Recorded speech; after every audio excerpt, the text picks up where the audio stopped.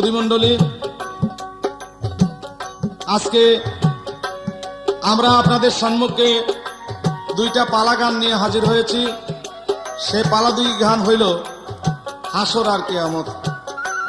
আমি মোহাম্মদ শামসুদ্দৌলা, হাসরের পক্ষ, এবং আমার সাথে এই বাংলাদেশের একজন প্রখ্যাত শিল্পী যার নাম জনাব মাখন দেওয়ান সাহেব, উনি গাবেন কিয়ামতের পক্ষ। তাই আমি হাসরের পক্ষ নিয়ে এবার কিয়ামতের পক্ষর কাছে কিছু জানতে চাবো। তাই আপনারা অবশ্যই অনুগ্রহ করে শ্রবণের জন্য আপনারা শ্রবণ করুন। নেকি বদি ওজন দিবে, নেকি বদি ওজন দিবে জাররা জাররা করিয়া, একদিন আল্লাহ বিচার করবেন হাসর জমাইয়া। একদিন আল্লাহ বিচার করবেন হাসর জমাইয়া।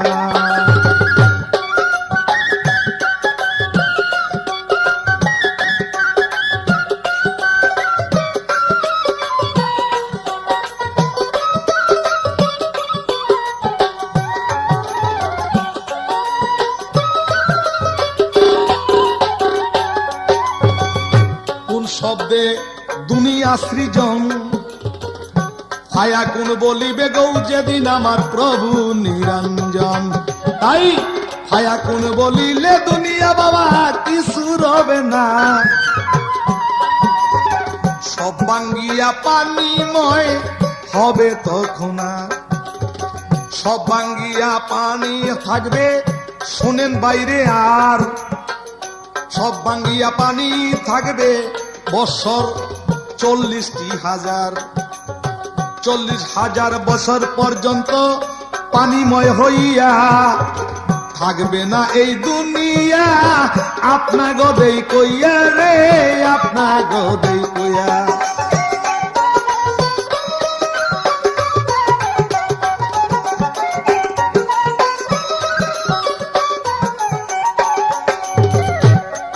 আরে কুদ্রুতি দেও তখন বিবির সারিয়া,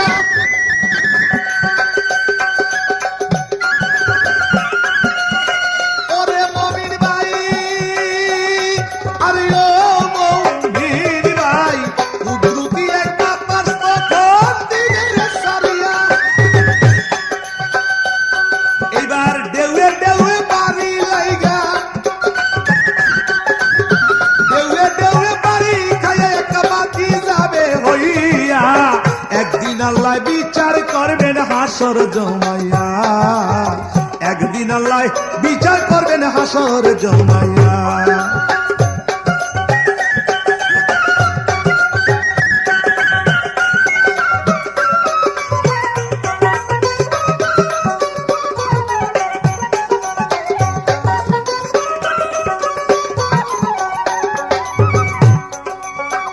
এক কুয়া বালু হইতে বাড়িতে থাকিবে,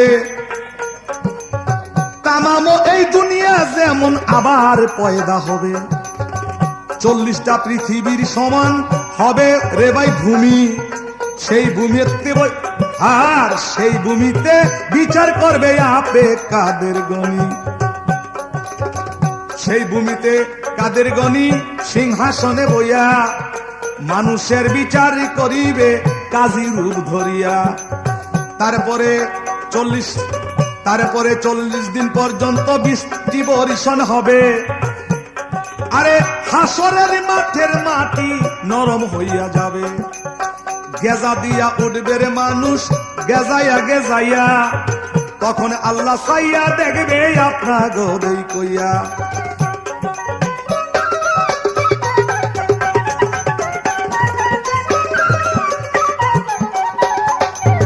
কাতারে কাতারে লোকজন আসিবেন চলিয়া,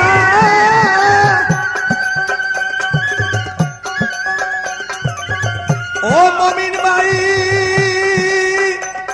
আরে ও মমিন ভাই, কাতারে কাতারে লোকজন আসিবে চলিয়া।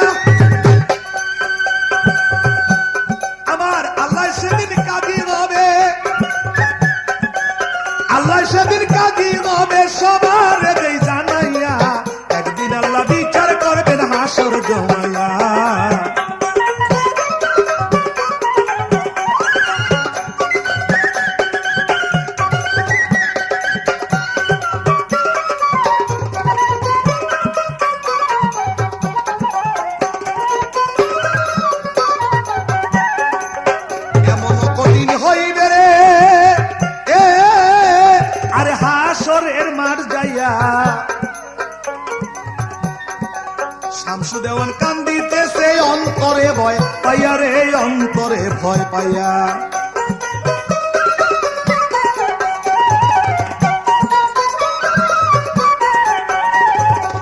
নবী আমারে পার করিয়া উঠিল হইয়া,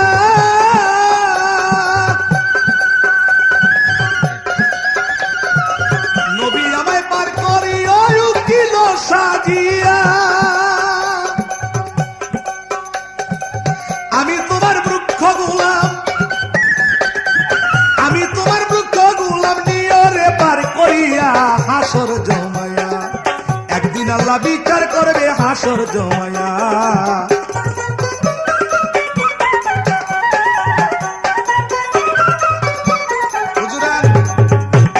তাই হাসরের পক্ষে আমার একটা গান গাওয়া হইল। এবার আমি কিছু প্রশ্ন করব। একটা হাদিসের মধ্যে বলা হইল কিয়ামত হয়ে গেছে, তাই আমরা এই কথা যাই না, মনে করলাম কিয়ামত যখন হয়ে গেছে তাইলে বোধহয় সারছি, আর কিয়ামতের আমাদের মধ্যে বোধহয় আসবে না। আরেকটা হাদিসের মধ্যে পাওয়া গেল কিয়ামত হইতেছে, তখন মনে করলাম হইতেছে না জানি আমাকে উপরে দিয়া আসে। আবার আরেকটা হাদিসের মধ্যে পাওয়া গেল কিয়ামত হয় নাই, হবে। আমার খালি প্রশ্ন, এই যে হইয়া গেছে, হইতেছে, হবে, এই তিনটা কথার কোন কথাটা সত্য? হইতেছেটা সত্য, না হবেটা সত্য, না হয়ে গেছেটা সত্য? এটা কোনটা সত্য? এটা কেন বলা হইল তিন রকম? এই আমার একটা প্রশ্ন। আরেকটা প্রশ্ন হবে কিয়ামতের সম্পর্কে আমার নবী করিম সাল্লাল্লাহু আলাইহি সাল্লাম বলেছেন, বৃষ্টি আকাশ হতে নিচ দিকে তার গতি পড়ে, বৃষ্টি পড়ে উপর হইতে নিচ দিকে। তোমরা লক্ষ্য রাখিও, যারা যতদিন বেঁচে থাকো, যদি তোমাদের সময়ে পড়ে তখন তোমরা একবার দেখবা বৃষ্টি আকাশ হতে নিচ দিকে পড়ে, কিন্তু নিচ দিকে পানিগুলা বৃষ্টির রূপ হইয়া উপরের দিকে চলে যাবে, এরকম বৃষ্টি পড়বে গিয়ে উপরে। কাজেই ওই সময় মনে করবা কিয়ামতের লক্ষণ আরম্ভ হয়ে গেছে। আমার জিজ্ঞাসা, এই নিচ দিকের থেকে পানি বৃষ্টির মতো উপরের দিকে পড়বে গিয়া, এটা কেমন ভাবে রাসূলুল্লাহ বুঝাইল? এটা কিয়ামতের কেমন লক্ষণ হইল? এই আমার আরেকটি প্রশ্ন হইল। জানা থাকলে দিও কইয়া রে, আমি গেলাম রে জিগাইয়া। সবাই মিলে তাল বাজাইবা আমার দিকে সাইয়া রে, আমার দিকে সাইয়া।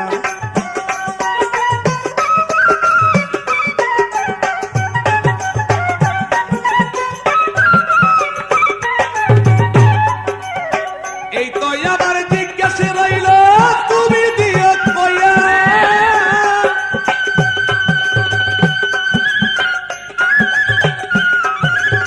তোমারই অপেক্ষায় এইবার, তোমারই অপেক্ষায় দেওয়ান শামসু রইল বসিয়া হাসর জমাইয়া। একদিন আল্লাহ বিচার করবে হাসর জমাইয়া।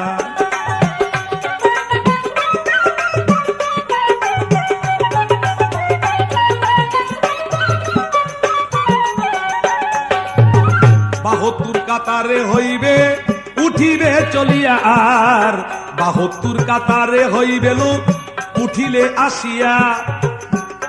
তাই ৭৩টা ফেকা হবে আপনা গোদেই কইয়া।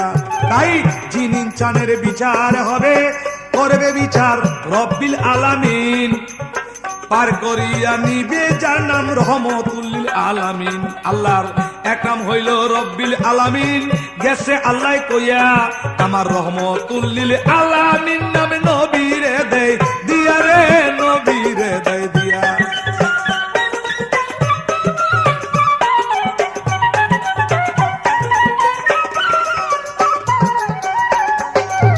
এ পর্যন্ত রইল গা আপনা গোদেই কইয়া।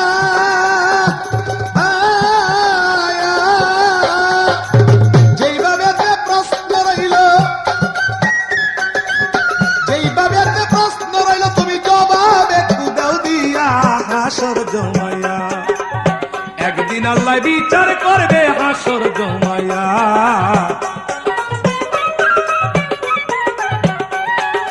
নেকি বদি ওজন দিরে,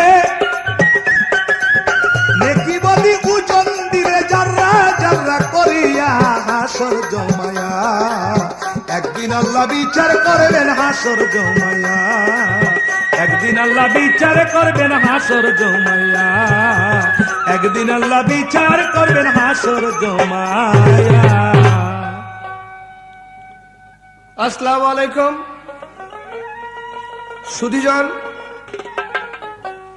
আমরা হাজির হয়েছি স্টুডিওতে আমার প্রতিপক্ষ গায়ক, জনপ্রিয় গায়ক জনাব শামসুদ্দৌলা সাহেব হাসরের পালা, এবং আমি মাখন দেওয়ান আমার কিয়ামতের পালা।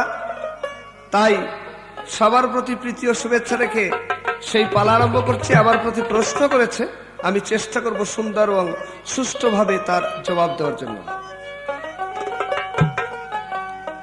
ওরে কিয়ামতের আলামত আইব রে, ও ভাই কিয়ামতের আলামত আইব রে, ছোট বড় মান্য গণ্য উঠাই আনিব রে, মাওলাই উঠাই আনিব রে, কিয়ামতের আলামত আইব রে।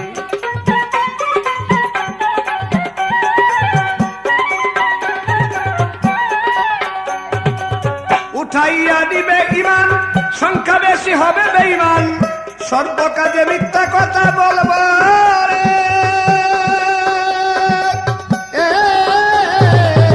উঠাইয়া নিবে ইমান, সংখ্যা বেশি হবে বেঈমান, সর্বকাজে মিথ্যা কথা বলবে রে। অসৎ লোক হয় দলে বাড়ি, তারাই করবে মাথা পরি, অসৎ লোক হয় দলে ভারী, তারাই করবে মাথা পরি, ঘুষ বাটপারি চলবে রে, কিয়ামতের আলামত আইব রে।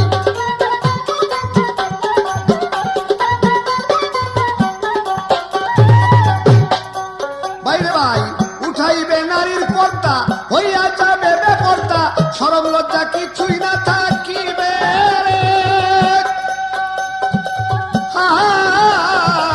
উঠাইবে নারীর লজ্জা, হইয়া যাবে বেলজ্জা, শরম লজ্জা কিছুই না থাকিবে রে। আর রাস্তাঘাটে চলবে দিনা নির্লজ্জা বেহায়া পানা, রাস্তাঘাটে চলবে জিনা নির্লজ্জা বেহায়া পানা, সর্বদা করিবে রে, কিয়ামতের আলামত আইব রে।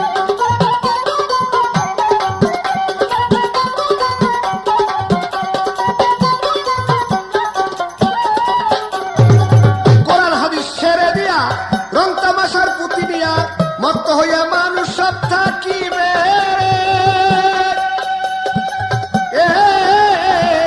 কোরআন হাদিস ছেড়ে দিয়া, রং তামাশার পুঁতি নিয়া, মত্ত হইয়া মানুষ সব থাকিবে রে। উয়া যেতে কেউ যাবে না, উয়া যেতে কেউ না যাবে, যাত্রা গানে ভিড় জমাবে, উয়া যেতে কেউ না যাবে, যাত্রা গানে ভিড় জমাবে, অসৎ পথে চলবে রে, কিয়ামতের আলামত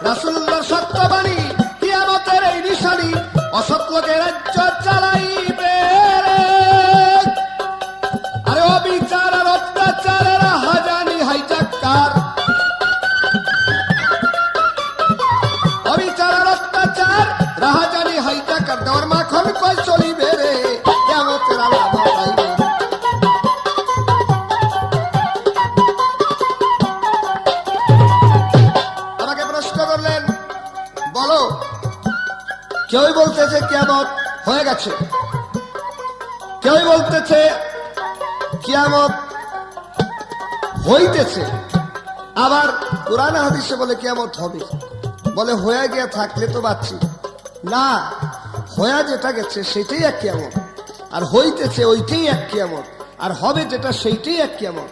কিয়ামতের বাংলা শব্দ অর্থ প্রলয়। এই প্রলয় একবার হয়েছিল, সেটা নূহ নবীর সময়, তার নাম ছিল আংশিক প্রলয়। নিম কিয়ামত,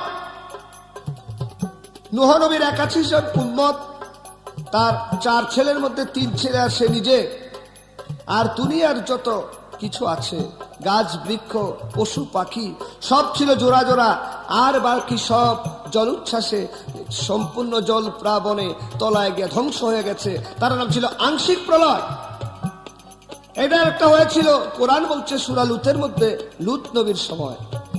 সেই শহর উল্টে গিয়ে একটা সাগরে পরিণত হয়ে গেছে, যার নাম লোহিত সাগর। সেই কিয়ামত হয়ে গেছে। কিন্তু এখন যে কিয়ামত হইতেছে তার নাম হলেন রোজ কিয়ামত।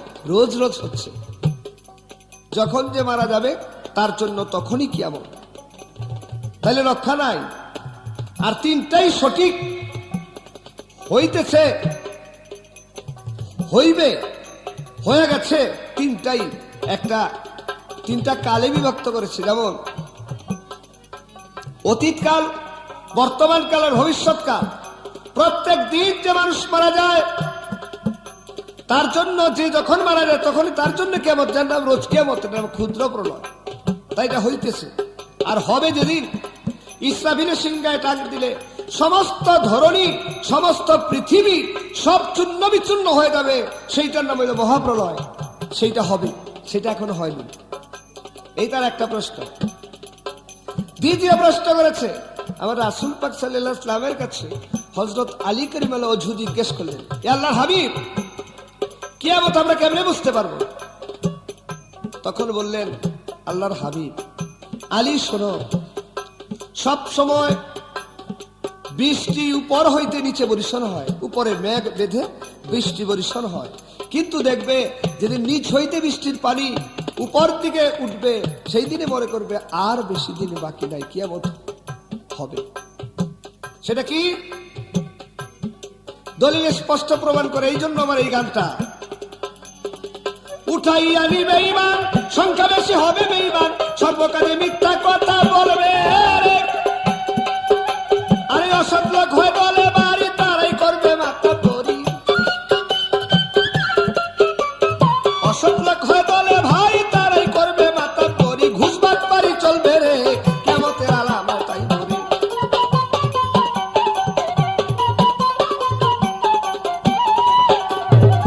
সেটা কি? সারা জীবন ধরে দেখে এসছি মুরব্বীদের মাতা পিতাকে, বড় ভাইকে ছোট ভাই শ্রদ্ধা করে, আর এমন এক সময় এসে উপস্থিত হবে, মুরব্বীদেরকে বলবে তোমরা দূরে যাও, তোমরা বুঝো কি? বুড়া মানুষ কাজের বুঝে কি? বাচ্চারা মাতবরি করবে, অসৎ লোকে রাজ্য চালাবে, তাই সম্পূর্ণ জিনিসটা উল্টা হয়ে যাবে। যার জন্য হাদিস দলিলে বলছি যে নিচ হইতে বৃষ্টির পানি উপর দিকে যাবে। এই 2টা প্রশ্ন ছিল, যত সম্ভব সংক্ষেপে শেষ হলো। তবে একটা গান গেয়েছে ভালো, গানটা যেমন একটু দোয়াস না, ফায়াকুন বলে ধ্বংস হবে, তারপরে পানি হবে, তারপরে হায়সর হবে, কিন্তু পালাটা দিয়েছে হায়সর এবং কিয়ামত। এই যে ফায়াকুন বলে ধ্বংস হবে, গাছ বৃক্ষ তরুলতা সব চুরবার হবে, পানিময় হবে, সেটা তো আমার ভাগ। যা হোক, ভাইয়ের মুখে মজা, খায় খুব। এবার আমার প্রশ্ন থাকবে, হাসর হইতে শুনতে পাই হাসরের দিন মানুষ তৃণের মতো গেজায় উঠবে। ভাইরে, আমি জানতে চাই মানুষ কিভাবে তৃণের মতো গেজায় উঠবে? কারণ বীর্য না থাকলে কোনো গাছ হয় না। আমরা মুসলমান, তাদের কবর করা হয়, তাদেরকে নাইলে কোনো হাড্ডি রইল তার থেকে উঠলো গেজা দেয়া। কিন্তু হিন্দুদের তো পুরো একেবারে শেষ করে দেয়। তাই মানুষ কিসের উপর ভিত্তি করে তার এই মূলধন কোথায় পাবে, যেটার উপর ভিত্তি করে হাসরের মাঠে উঠবে? এই একটা প্রশ্ন আমি জানতে চাই। আর একটা প্রশ্ন, এই যে হাসরের মাঠ, এইটার যে বিচারের কেন্দ্র স্থান থাকবে, আল্লাহ বিচার করবেন সুন্দর এই হায়সরের মাঠে। আল্লাহর যে সিংহাসনটা বসবে, শুনি কোন একটা বস্তুর উপরে বসবে। এই বস্তুটা নাকি এখনো দুনিয়ায়। কি বস্তুর উপরে আল্লাহর সিংহাসনটা বসবে এবং আল্লাহ তার মধ্যে বসে বিচার করবে? আমার রাসূলুল্লাহর শুভবাণী, কিয়ামতের এই নিশানি, অসৎ লোকের রাজ্য চালাইবে রে। অবিচার অত্যাচারের হাজানি হাইজাকার, অবিচার অত্যাচারের হাজানি হাইজাকার, তোমার মাখন করারি বেড়ে কিয়ামতের আলামত আইবে। ও ভাই কিয়ামতের আলামত আইবে। ছোট বড় মান্যগণ্য উঠাই আনি বলে, মাওলাই উঠাই আনি বলে, কিয়ামতের আলামত আইবে। ও ভাই কিয়ামতের আলামত আইবে।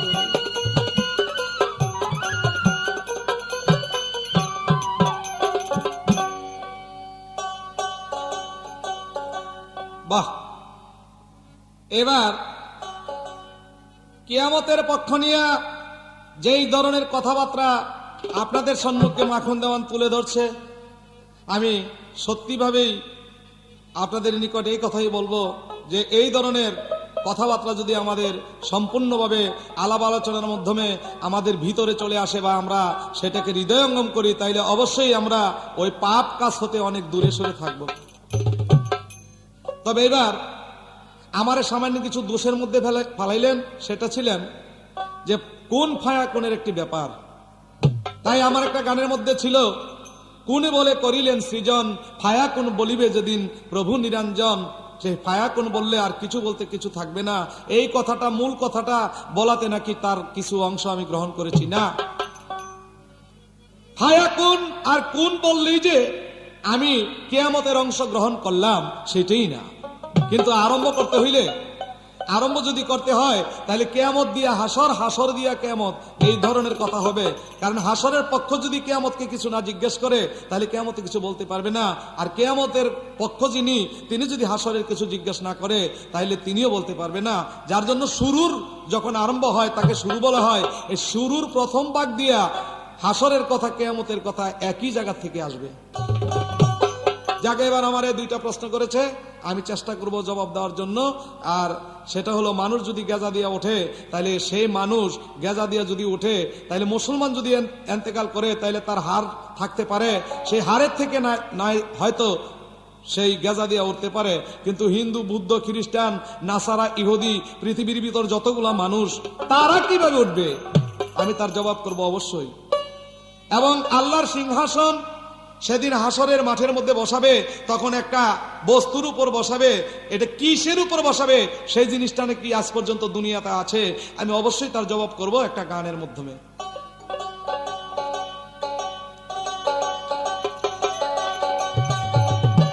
ওরে হিসাব কিতাব নিবে তারি,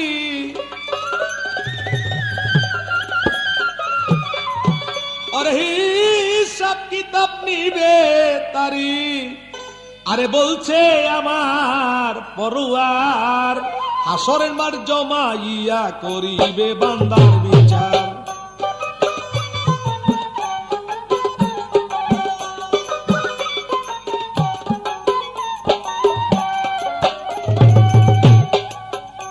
আল্লাহ হাকিমুল হাকিম হইয়া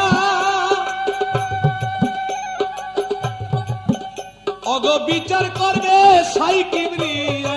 হাকিমুল হাকিম হইয়া আরে বিচার করবে সাই কিবরিয়া। আমার দয়াল নবী উকিল হইয়া,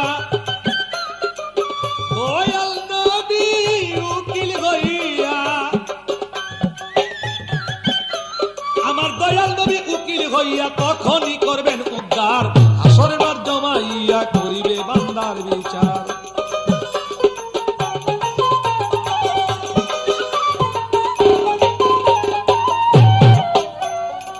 হায়রে এমন কঠিন দিনে আমার কেউ থাকবে না নবী বিনে। হায়রে এমন কঠিন দিনে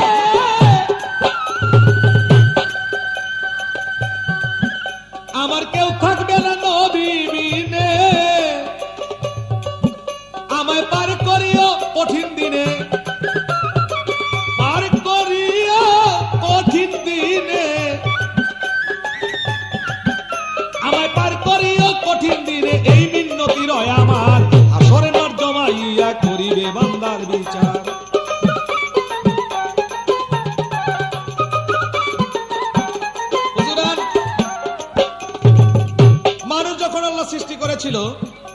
তখন 206টা হাড় দিয়ে সৃষ্টি করেছিল আস্তে। সেই 2টা হাড়ের 206টা হাড় থেকে 2টা হাড় আল্লাহ গোপন করে রেখেছেন মানুষের।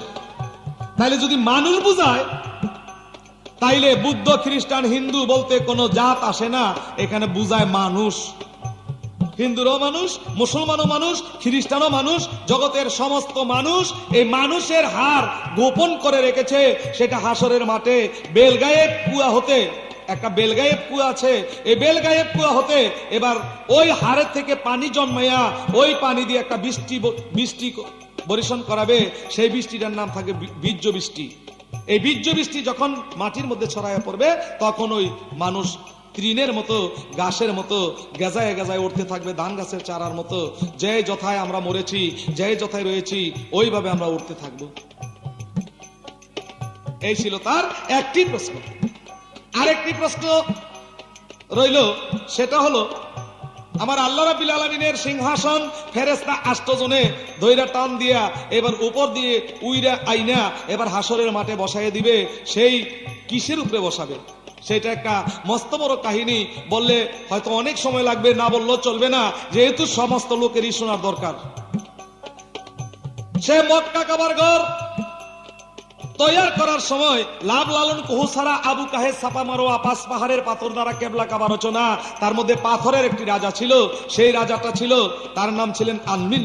অর্থাৎ সেই রাজায় ওই পাথরদের সঙ্গে মিশে নাই কাবাঘর নির্মাণের বেলায়, কিন্তু মনে করছে যে যারা নাকি আমার প্রজা পাথর, তারা গিয়া লাগুক, আমি রাজা হয়ে এদের সাথে মিশবো না। যখন কাবা সৃষ্টি হয়ে গেল, তৈয়ার হয়ে গেল, তখন এই পাথরই বেশি রয়ে গেল। আর এই পাথরের ভিতরে একটা অনুশোচনা আসলো আল্লাহর কুদরতে, যারে আমি যাদের ভালোবাসতাম সেটা হলো ছোট ছোট পাথর, আমার প্রজা, আর আমি ছিলাম পাথরের রাজা, আর তারাই কাজে লেগে গেল, আমি কোনো কাজে লাগলাম না। এখন আমার কি উপায় হবে?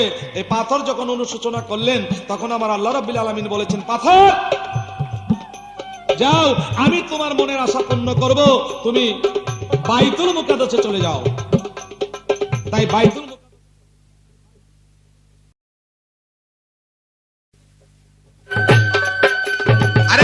মুক্কা চলে গেল সেই পাথরে চলিয়া। এইবার পাথরে চলিয়া গেল সবারে বেই কইয়া। বাইতুল মুক্কায় বসল গিয়া পাথরে, তখন আল্লাহ বলে, ওরে পাথর শোনো দিয়া মন। আল্লাহ বলছে, এই পাথর তুমি এইখানে পড়ে থাকো, আমার একজন হাবিব আসবে এই রাস্তায়, এই কাবায়, এই বাইতুল মুক্কায় চলে আসবে। যদি তার চরণ স্পর্শ তোমার মধ্যে লাগে, তাহলে নিশ্চয়ই তুমি ধন্য হয়ে যাইবা।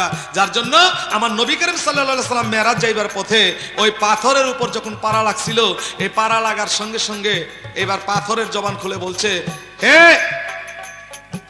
হযরতে রাসূল, আপনার কাছে আমার এই মিন্নতি, আপনার চরণ যখন আমার গায়ে স্পর্শ করেছে, আর যেন কারো চরণ আমার গায়ে স্পর্শ করে না, তাই আপনি দোয়া করেন।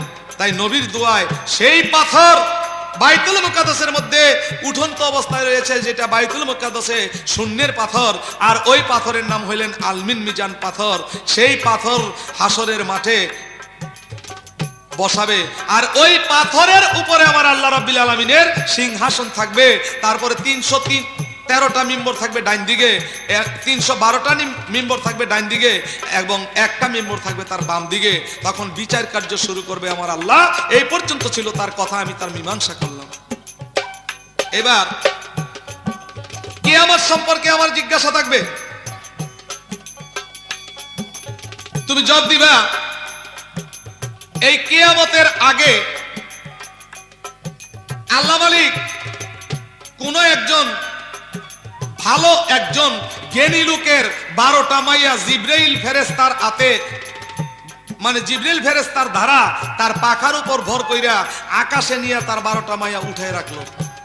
আমার জিজ্ঞাসা, কোন জ্ঞানী ব্যক্তির 12টা মাইয়া, কি উদ্দেশ্য লক্ষ্য কইরা এই 12টা মাইয়াকে সে আকাশের মধ্যে তুলে রাখলো? এই আমার একটি প্রশ্ন। খানে দরজাল আসবে। খানে দরজাল কাহার দরজাল? কানে দরজাল যত রকমের দরজালের কথা আছে সেই দরজালে একবার খোদাই দাবি করবে, নিজের হাতে একটা বেহেশতের মতো তৈরি করবে, একটা অগ্নিকুণ্ড তৈরি করবে, সেটাকে দুজক বলবে। মরাকে জিন্দা করতে পারবে, জিন্দাকে মৃত্যু করতে পারবে, এই তার ক্ষমতা থাকবে। মানুষকে ওই ইসলামের পন্থ ছাইরে দিয়া বিধর্মের মধ্যে নিয়ে তার সংখ্যাগরিষ্ঠ বাড়াবে। তখন এই খানে দরজালকে বধ করার জন্য আসমান থেকে এক ব্যক্তি বলবে, সিঁড়ি দাও, সিঁড়ি দাও, সিঁড়ি দাও কইয়া তার নিজ দিকে নামানোর জন্য ব্যবস্থা করবে। নামবে, কিন্তু উনি এমন একটা অস্ত্র আকাশ থেকে নিয়ে আসবে, আনলে এটা পৃথিবীর বিধর্মীদের যত রকমের বিজ্ঞানী যন্ত্র অস্ত্র, কিছু অস্ত্রই এই অস্ত্রের সাথে কুলাবে না। তুপ, কামান, যাহা কিছু শক্তিশালী যন্ত্র কিছুই কুলাবে না। আর ওই ব্যক্তি এই অস্ত্র নিয়ে যখন চলে আসবে, তাহলে সমস্ত বিধর্মীরা তখন তার হাতে পরাস্ত স্বীকার করতে হবে। আমার জিজ্ঞাসা, সেই ব্যক্তির কি নাম এবং তিনি এমন কোন অস্ত্র আনবে যেই অস্ত্র সমস্ত অস্ত্র তার কাছে হার মেনে যাবে। যেমন সাদ্দামের সঙ্গে বুশের যুদ্ধ হইল, বুশে নাকি একবার মারলই কত কিছু মাইরা ফেলাইতে পারে। সেদিন কিন্তু ওই ধরনের অস্ত্র ওই লোকের অস্ত্রের কাছে কোনো কাজে আসবে না। আমার জিজ্ঞাসা, সেই অস্ত্র কি অস্ত্র নিয়ে আসবে? শামসু দেওয়ান বেবে কয়, জবাব যেন দেরে তয়।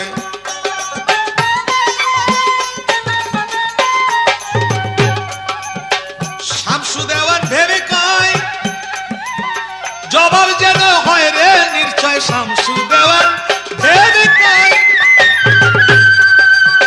জবাব যেন হয় রে নিশ্চয়। এ পর্যন্ত জিজ্ঞাসা রয়, এই পর্যন্ত জিজ্ঞাসা রয়।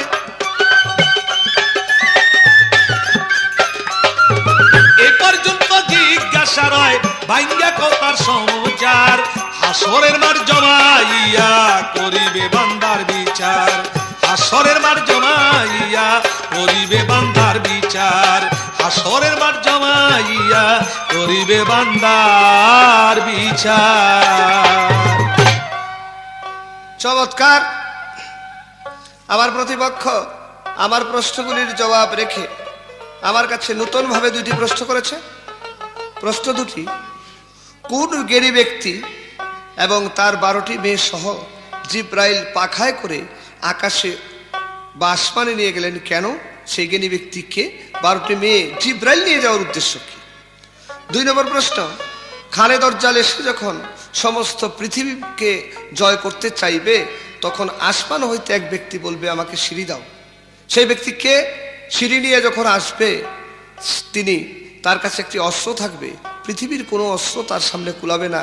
কি অস্ত্র নিয়ে আসবে এবং সেই অস্ত্রে মুসলমানরা সবই জয়ী হবে, আমি চেষ্টা করব দলিল অনুসারে সেই 2টি প্রশ্নের মীমাংসা দেওয়ার জন্য। তার আগে থাকবে আমার একটি গান। ওরে হাও তৈয়ারি আল্লাহ রাসূল বলে, ভাই সকলে থাকিতে পারবে না ভূমণ্ডলে। হাও তৈয়ারি আল্লাহ রাসূল বলে, ভাই সকলে থাকিতে পারবে না ভূমণ্ডলে।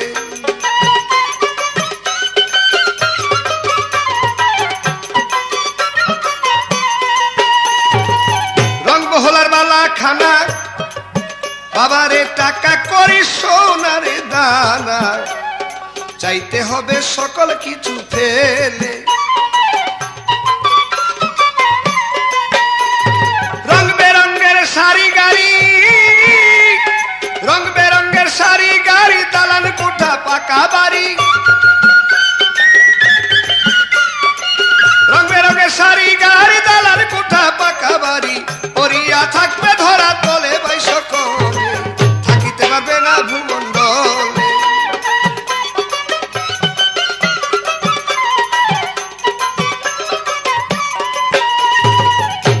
ওরে মস্তানি আর রং বাজি, পিস্তল রাইফেল বোমা বাজি, সকলই যাবে রসাতলে। মস্তানি আর রং বাজি, সেদিন পিস্তল রাইফেল বোমারে বাজি, সকলই যাবে রসাতলে। উঠিলে মৌতের তুফান, যত বড় হও না জোয়ান, উঠিলে মৌ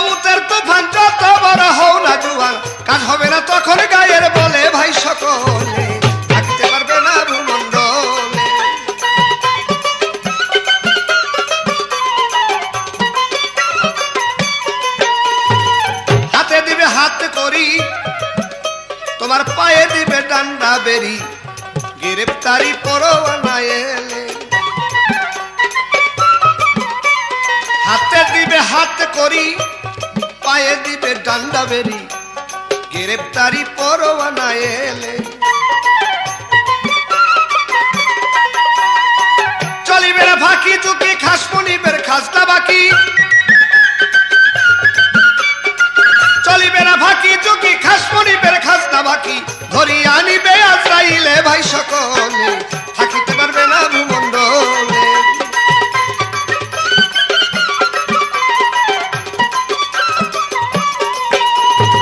ভেবে বলে মাখন দেওয়ান, তাই তো দিন থাকিতে হরে সাবধান, সাধন ভজন কর সময় কালে। আরে ভেবে বলছে মাখন দেওয়ান, সময় থাকতে হরে সাবধান, সাধন ভজন কর সময় কালে। তোমার সময় গেলে আর হবে না, কান্দিলেও সারিবে না।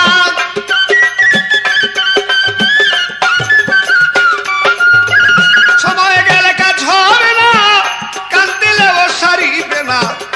আসানে কপাল কুটিলে ভাই সকলে, থাকিতে পারবে না ভূমণ্ডলে।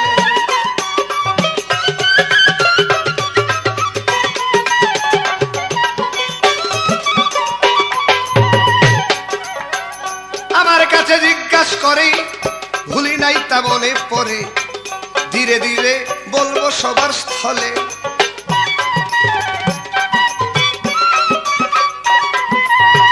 কি জিজ্ঞাসা করলেন? কোন জ্ঞানী ব্যক্তি 12টি মেয়ে জিব্রাইলে সেই জ্ঞানী ব্যক্তি সহ পাখায় করে আসমানে নিয়েছিলেন? পবিত্র কোরআন তার প্রমাণ দিয়েছে। তার নাম ছিল লূত পয়গাম্বর। লূত পয়গাম্বরের দেশের লোক অত্যাচারী হয়ে গেলেন। কোরআন বলতেছে পুরুষে পুরুষে জিনা করতে। সেই পুরুষে পুরুষে জিনা অর্থাৎ বাংলায় বলে যাকে সমকাম। আল্লাহ তাই বলছেন যে লূত তুমি তাদেরকে হেদায়েত করো। লূত নবী বহু চেষ্টা করলেন, তারা আল্লাহর দ্বীনের কথা, আল্লাহর ধর্মের কথা, আল্লাহর সত্যবাদিতার কথা তারা কিঞ্চিত মাত্র বিশ্বাস করলেন না। তারা সেই কুপথে এবং কুকর্মে লিপ্ত হয়ে রইল। এমনকি তাদের সঙ্গে সহযোগিতা হিসাবে ছিল লূত পয়গম্বরের স্ত্রীও। তাই হাদিস বলতেছে 1,00,000 বা মতান্তরে 2,24,000 পয়গম্বর, 313 জন নবী, তোর মধ্যে 3 জন নবী পয়গম্বরের স্ত্রী তার সাথে বেহেশতি হবে না, আর সব স্ত্রীরা তার স্বামীর সাথে বেহেশতি হবে। সে একজন হলেন নূহ নবীর স্ত্রী, একজন হলেন শামুন নবীর স্ত্রী, আর একজন এই লূত নবীর স্ত্রী। তাই আল্লাহ জিব্রাইলকে পাঠাইলেন। জিব্রাইল একটা যুবক রূপে লূত পয়গম্বরের গৃহে গমন করলেন। সুদর্শন সুন্দর যুবক দেখে লূতের স্ত্রী পিছন দরজাতে বের হয়ে গিয়ে অত্যাচারীদের কাছে সংবাদ দিলেন, নূহের কাছে এমন একটা সুন্দর ছেলে আসছে, তোমরা তাকে ধরে আনিয়ে জিনা করো। চতুর্দিক ঘরের যখন আটকাইলেন এবং ঘরের চতুর্দিকে সবাই এসেছেন জিব্রাইলকে ধরে নিয়ে গিয়ে জিনা করবেন, তখন জিব্রাইলকে লূত পয়গম্বর বললেন, দেখো জিব্রাইল, আমি কি অসুবিধায় আছি। জিব্রাইল বললেন, আপনি কোনো ভাবনা করবেন না। তিনি আস্তে আস্তে পাখা মেলতে শুরু করলেন। লূতের ঘরের ছাদ উপরে ছুটে পড়লেন এবং জিব্রাইল তার স্বরূপ ধারণ করে পাখার উপরে লূত পয়গম্বরের উপযুক্ত 12টি মেয়েকে বসাইলেন এবং বসাইলেন লূত পয়গম্বরকে সহ।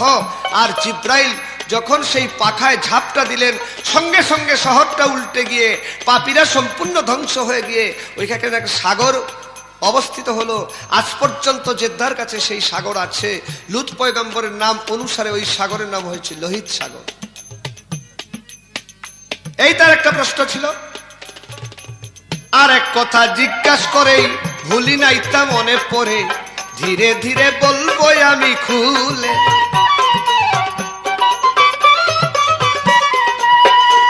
বলে আকাশ হতে নামবে কে, বলো নাই আমার নিকটে।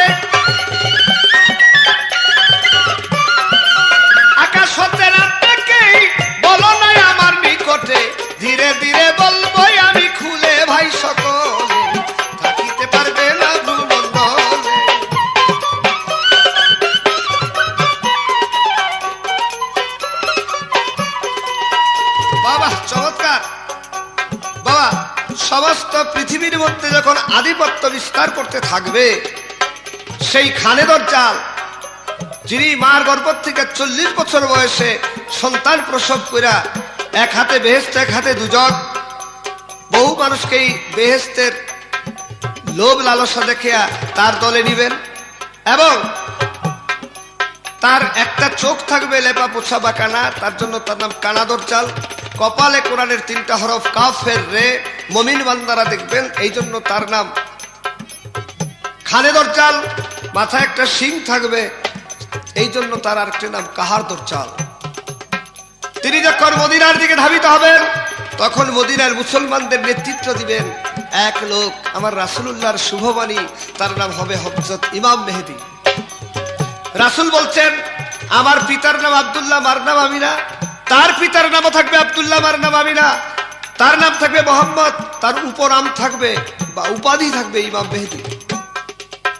তিনি জন্ম নেবেন মদিনায়, আর তিনি মুসলমানের নেতৃত্ব দিয়ে যখন খানে দজ্জালের সঙ্গে যুদ্ধ করবে, সেই যুদ্ধে তিনি হাইরা পিছনে যা দামেস্কের মধ্যে পালাবেন। ওদিন থাকবে শুক্রবার, জুমার দিন, তাই তিনি জামে মসজিদের মধ্যে ইমামতি করতে গিয়া খুতবা পড়তে থাকবেন। আর এমন সময় আল্লাহর কাছে বলবেন, যিনি এখনো জীবিত অবস্থায় আসমানে আছেন, তার নাম ইশারুল্লাহ, বলবেন, মাওলা আমাকে সিঁড়ি দাও, আমার এই সময় বয়ে যায়, কিয়ামত তো হয়ে যাবে। তখন সিঁড়ি দিলেন 2 ফেরেশতাকে, 2 ফেরেশতার স্কন্ধে ভর করে জামে মসজিদের মিনারায় নামবে, সেখান থেকে ঈশা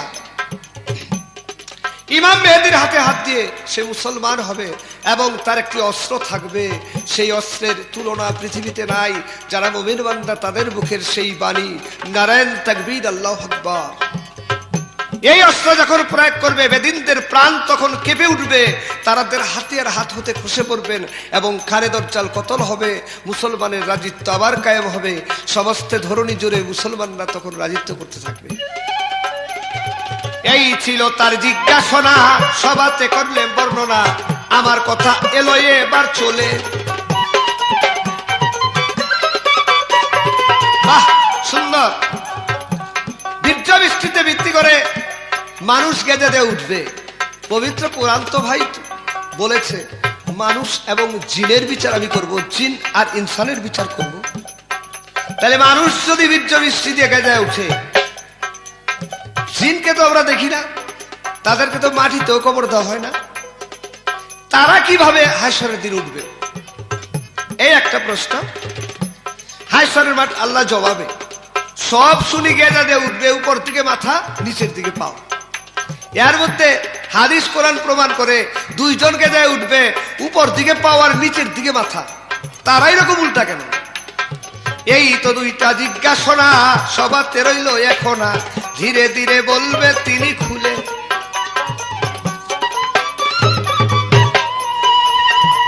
সময় গেলে কাজ হবে না, কান দিলেও সারিবে না, বাইরে সময় গেলে কাজ হবে না, কান দিলেও সারিবে না, পাশানে কপাল কুটিলে ভাই সকল থাকিতে পারবে না ভূমণ্ডলে। হয়তো আরি আল্লাহ রাসূল বলে ভাই সকলে থাকিতে পারবে না ভূমণ্ডলে। হয়তো আরি আল্লাহ রাসূল বলে ভাই সকলে থাকিতে পারবে না ভূমণ্ডলে।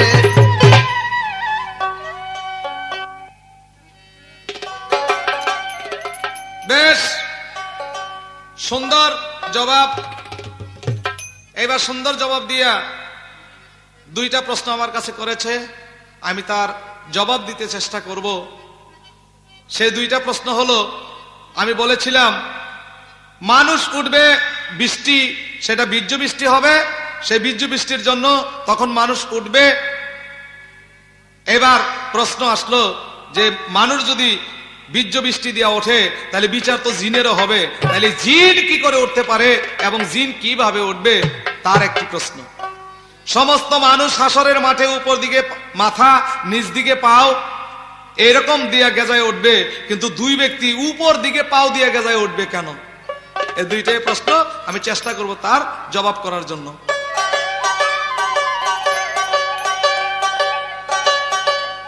হায় রাখিও মা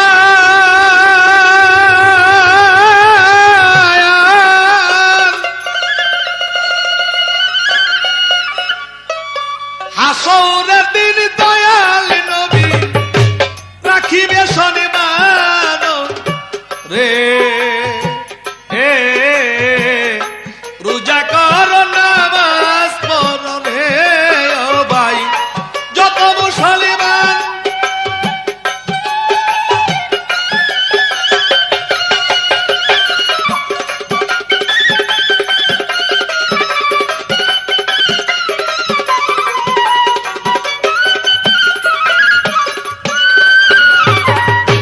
কঠিন হাসরের দিনে হবে এমন কাম মাথার উপর সূর্যরে থাকবে শুনেন তার বিধান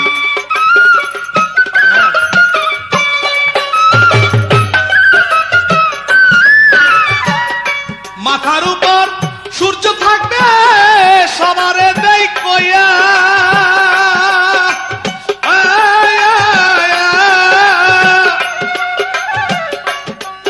ওরে কঠিন কঠিন সূর্যের তাপে যাবে মগজ গৌলিয়া রে রোজা কর নামাজ কর রে মুমিন ভাই যত মুসলমান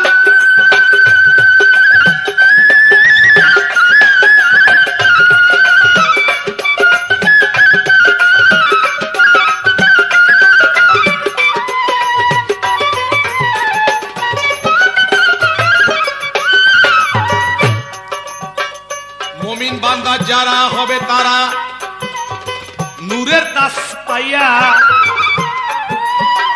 কুদরতি খরম পাইব পায়ের লাগিয়া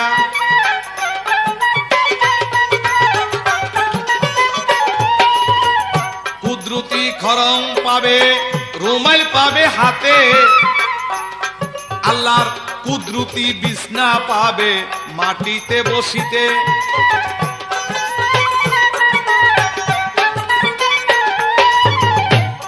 তাই পাপী বান্দা যারা হবে রে যারা করছে মস্ত গুনাহ ওরে সূর্যের তাপে জমিন তখন হইয়া যাবে তামা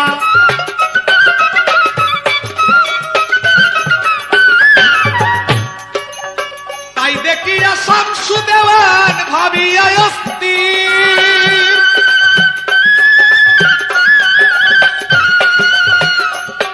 আমায় বিপদ হতে রক্ষা কইর যখন হই হাজির রোজা কর নামাজ পড় রে মুমিন ভাই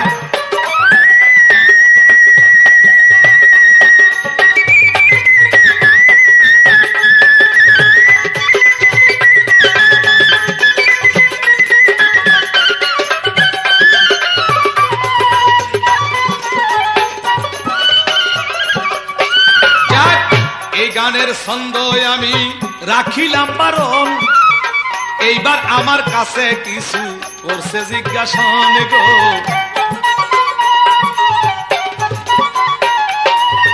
মানুষ উঠবে বীর্য বৃষ্টি দিয়া জিন কেমনে উঠিবে আমার নিকট জানা থাকলে দেওয়ান শামসু বলবে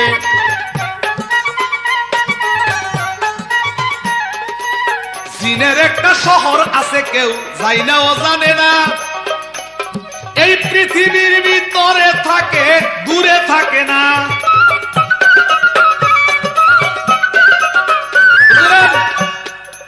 জিনের একটা শহর আছে সেই শহরটার নাম হাদিসের মধ্যে লেখে তার নাম হলো সসিবিন শহর এটা পৃথিবীর অন্তর্ভুক্ত কিন্তু পৃথিবী ছাড়া না এবার দেখা গেছে যে অনেক অনেক অনেক অনেক অনেক অনেক ধরনের জিন মানুষের সঙ্গে উঠে বসে চলে কিন্তু মানুষের সঙ্গে খাওয়া দাওয়া করে মানুষের করস্থ স্বীকার করে থাকে অধীনস্থ হয়ে থাকে কিন্তু অনেক অনেক মানুষে সেই জিনকে দেখে না আবার যাদের চর্মচোখ ছেড়ে হৃদয় চক্ষু হয়ে গেছে তারা সেই ব্যক্তির অবশ্যই জিনকে দেখে চর্মচক্ষু দেখে যদি তার সাধনের ঘর ঠিক থাকে তবে সেই জিন হাসরের মাঠে মানুষ উঠবে যতগুলা, ইয়া জিন উঠবে ইয়ার 10 গুণ।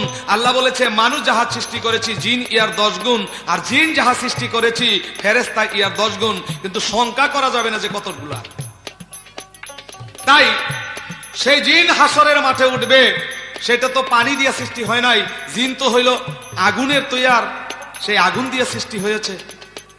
তাই সেই আগুনের সৃষ্টি হাসরের মাঠে, সেই সসিবিন শহর যেই এলাকা, সেই এলাকা বেষ্টিত হবে হাসরের মাঠ। তাই সেই এলাকার মধ্যে অগ্নিশিখা পড়বে। এইবার অগ্নিশিখা, যেই অগ্নির কণিকা বৃষ্টির মতো ছড়াইয়া পড়বে, আর জিন যথায় যথায় আছে ওই অগ্নির কণিকা হতে গেজায় উঠবে। এটা তার হাদিস সাক্ষী দিয়েছে। এই তো তাহার একটি কথা দিলাম আমি কইয়া, সুন্দর করে সঙ্গীতে আসরে চলিয়া।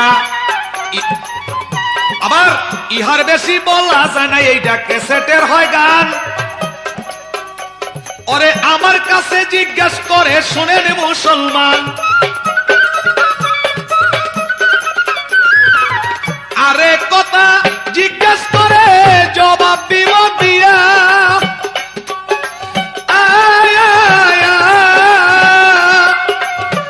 আপনারা শুনিবেন এই সভাতে বসিয়া রে, রোজা কর নামাজ কর রে।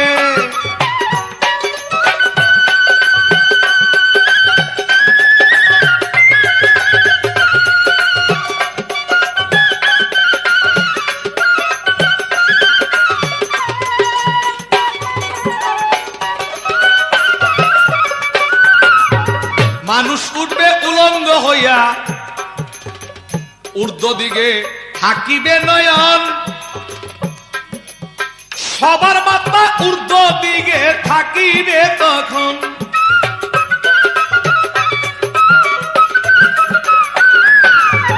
দুই ব্যক্তি গেজা দিয়া উঠবে, তার উপর দিকে পাও। জানা থাকলে শামসু দেওয়ান তুমি কইরা দেও না ভাও রে।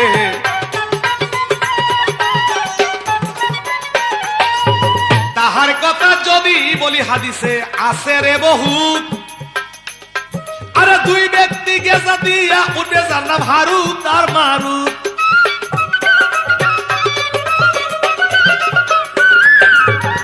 গুনাহ করেছিল দুনিয়ায় মানুষের কবলে পড়িয়া।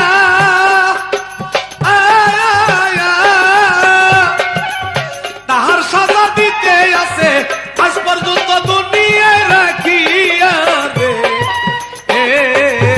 রোজা করো নামাজ পড়ো রে আমার বাইরে মুসলমান।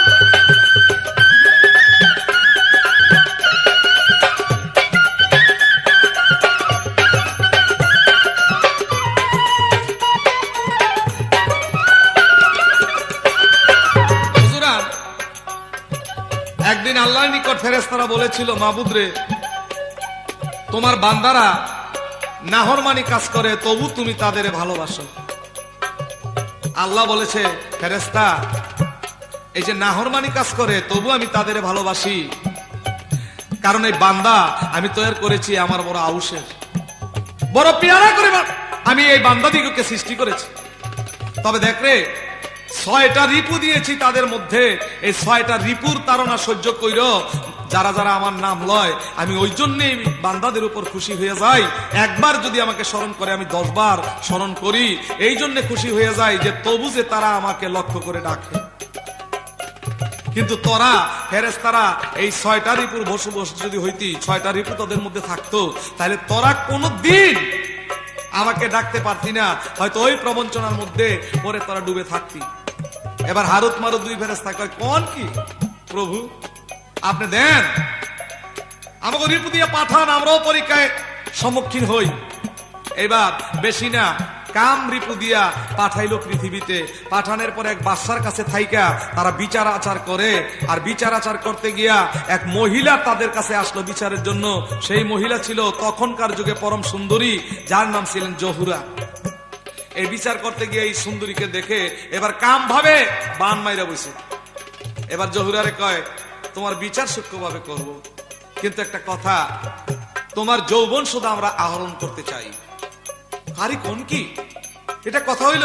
আমার তো স্বামী আছে, আমার তো সব আছে, আর আমি সতীত্ব, সতী নারী, সতী সাধ্বী নারী, আমি আমার এই সতীত্বকে রক্ষা করবেন, এটা কেমন কথা হইল?